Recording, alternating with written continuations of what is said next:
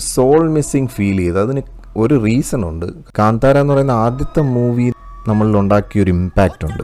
ഒരു തനിനാടൻ ഗ്രാമപശ്ചാത്തലത്തിലൂടെ സഞ്ചരിക്കുമ്പോൾ പോലും അതിൻ്റെ ഇടയിൽ കുറേ ഞെട്ടിപ്പിക്കുന്ന കുഞ്ഞു കുഞ്ഞു ഇവൻറ്റ്സ് ഇങ്ങനെ കാണിക്കുന്നുണ്ട്. എന്തോ ഒരു വലിയ സംഭവം വരാനിരിക്കുന്നു എന്നുള്ളൊരു കുറേ കീ എലിമെൻറ്റ്സ് ഇങ്ങനെ ഇട്ടിട്ടാണ് സിനിമ പോണത്. അപ്പോൾ അതുണ്ടാക്കിയൊരു വൈബ് അത് വേറെയായിരുന്നു.